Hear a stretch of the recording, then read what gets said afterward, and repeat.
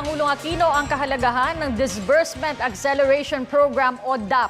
Sa kanyang pagharap sa Philippine Media Delegation sa Bali, Indonesia, ipinaliwanag niya na may mga programa para Samantala, hinamon na naman ni Senador Alan Peter Cayetano si Vice President.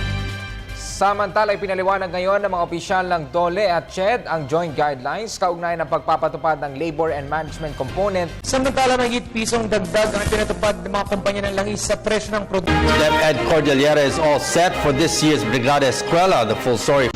Samantala, isang panibagong plunder complaint naman ang inihain laban kay dating Pangulong Gloria.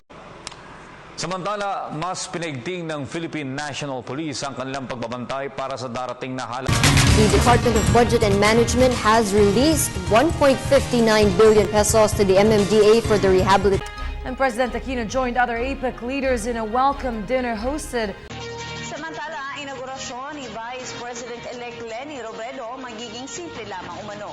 Panunumpa ng magiging bagong pangalawang Pangulo, gaganap. Lord, our life have been influenced by so many factors, so many events, so many people. Help us to realize, Lord, that we are responsible for our own destiny, that we may not miss, and we must face on achieving our one and only goal in life, you and heaven. If we miss it, we miss everything. All our life, we allowed others to influence us. In all of this, we were not totally free. We want now to declare our independence.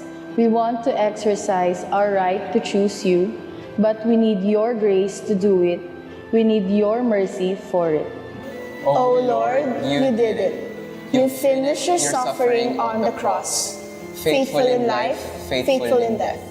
Taking the sins of the world upon your sinless shoulders, taking our sins so that we might receive your forgiveness and new life. All praise to you, O Lord God, for finishing the work of salvation, for saving us. Amen. Kung nasa ng balita, ikaw at ang Liga ng Katotohanan, magkasama sa pagbabalitang walang kinikilingan. Walang pinoprotektahan, walang kasinungalingan, serbisyong totoo po lamang. Ako po si Vicky Morales. Ako naman, Arnold Glavio, susunod na ang tunay na buhay. Hanggang sa Lunes, sama-sama tayong magiging saksi.